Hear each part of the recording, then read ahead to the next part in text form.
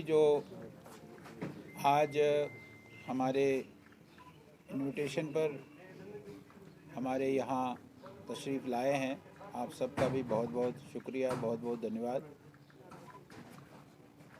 आप सब जानते हैं कि पिछले कुछ दिनों से, विशेषकर 22 तारीख से और आज 25 तारीख तक एक अलग ही माहौल जम्मू कश्मीर में रहा, विशेषकर कश्मीर में रहा। हम भारत सरकार और हमारे यशस्वी प्रधानमंत्री जी का आभार व्यक्त करते हैं, उनका धन्यवाद करते हैं कि उन्होंने ये G20 जो मेज़बानी भारत को मिली थी, उसमें से एक टूरिज़्म वर्किंग ग्रुप की एक बैठक G20 देशों की कश्मीर में हुई। एक मौका मिला जम्मू कश्मीर को, एक मौका मिला कश्मीर को अपनी टूरिज़्म को दिखाने के लिए, दुनिया को दिखाने के लिए, इन G20 देशों को दिखाने के लिए। इसके कारण जो एक ग्लोबल एक्सपोजर मिला हमारे टूरिज़्म को, ऐसा मौका मिला हमको, उसके लिए हम प्रधानमंत्री के धन्यवादी हैं। और साथ में LG एडमिनिस्ट्रेशन ने भी जिस प्रकार से इसका आयोजन किया, जिस प्रकार से बड़ा साफ सुथरा और अच्छी प्रकार से ये कार्यक्रम पिछले 3 दिनों में 22 तारीख से लेकर और आज 25 तारीख तक ये जो कार्यक्रम हुआ, उसके लिए हम LG एडमिनिस्ट्रेशन का भी बड़ा धन्यवाद करते हैं, उनका बड़ा साधुवाद देते हैं कि उन्होंने भी इस कार्यक्रम को और सारी एडमिनिस्ट्रेशन ने इस कार्यक्रम को बड़ी अच्छी तरीके से निभाया है। ये बहुत बड़ी बात है। देखिए, इस कार्यक्रम के माध्यम से एक टूरिज़्म को जितना बूस्ट मिला है, जहाँ तक टूरिज़्म की बात है, इतना ही नहीं है तो इन्वेस्टर्स की बात है। इन्वेस्टर्स के साथ साथ जो ट्रैवल एजेंट्स होते हैं, उनकी बात हम करते हैं तो उनकी बात है। ऐसे अनेकों अनेक लोग इसके साथ जुड़े रहे। केवल टूरिज़्म नहीं, इन्वेस्टर्स भी, ग्लोबल इन्वेस्टर्स की बात भी वहाँ चली। जो ट्रैवल एजेंट्स है, वो बात भी वहाँ चली। ये बहुत बड़ी बात इस आयोजन के कारण हुई है। एक बहुत बड़ी बात जो हुई है कि हम कश्मीर की खूबसूरती, कश्मीर की डाइवर्सिटी, कश्मीर में जो कल्चर है, उस कल्चर का, कश्मीर में जो हमारे हैंडीक्राफ्ट्स है, कश्मीर में जो यहाँ दस्तकारी है, उस सारे का भी हम ग्लोबल दिखा सके, ये भी एक बहुत बड़ी बात है। ये एक ग्लोबल हमने अपने कश्मीर के सभी चीज़ों को किया है, यहाँ की ब्यूटी को किया, यहाँ की सीनरी को किया, यहाँ के ट्रेड को किया, यहाँ के दस्तकारी को किया, यहाँ के कल्चर को किया। और जिस प्रकार से हमने देखा कि जो फॉरेन डेलीगेट्स भी इंटरव्यू दे रहे थे कि यहाँ की हॉस्पिटैलिटी कश्मीर के लोगों की, एडमिनिस्ट्रेशन की तो है ही है, उन्होंने तो करना ही था, लेकिन कश्मीर के लोगों ने भी जिस प्रकार से उनको हॉस्पिटैलिटी दी, और उसका भी बहुत बड़ा उन पर एक असर गया है। और अगर कुछ रेस्ट्रिक्शंस कुछ मुल्कों ने रखी थी, वो भी हमको ऐसा लगता है कि वो सब हट जाएगी। और अधिक संख्या में यहाँ जो फॉरेन टूरिस्ट है, डोमेस्टिक टूरिस्ट तो आता ही आता है, लेकिन फॉरेन टूरिस्ट भी अधिक मात्रा में यहाँ आएगा, ये भी बहुत बड़ी बात है। एक बात मैं जिसकी ओर आपको और मैं कहना चाहूँगा कि वो आर्टिकल 370 हटने के बाद जम्मू कश्मीर में और कश्मीर में क्या चेंज है, सिक्योरिटी के मुतालिक क्या चेंज है, ये भी हम सारे विश्व को, सारे दुनिया को, इंफ्रास्ट्रक्चर में क्या चेंज है। कल वो जब पोलो व्यू में गए, वहाँ उनको बड़ा अच्छा लगा और उन्होंने वहाँ खरीदारी भी की। उन्होंने वहाँ अधिक समय गुजारने की बात की। कोई एक बहन जी का पता नहीं लग रहा वो कहाँ गई।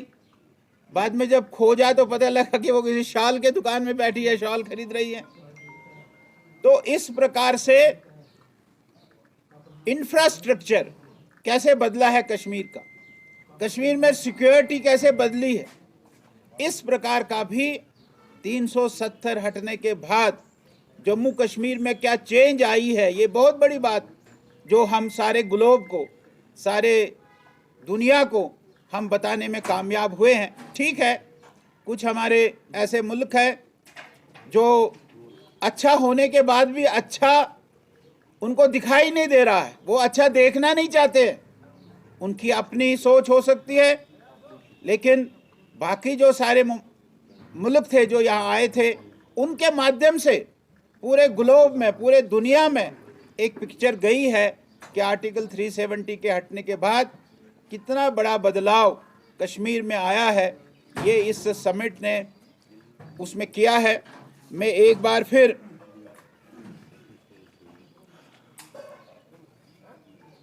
हमारे जम्मू कश्मीर एडमिनिस्ट्रेशन का और प्रधानमंत्री और भारत सरकार का एक बार फिर कि उन्होंने इस समिट को कश्मीर में रखा और हमको ये मौका दिया है।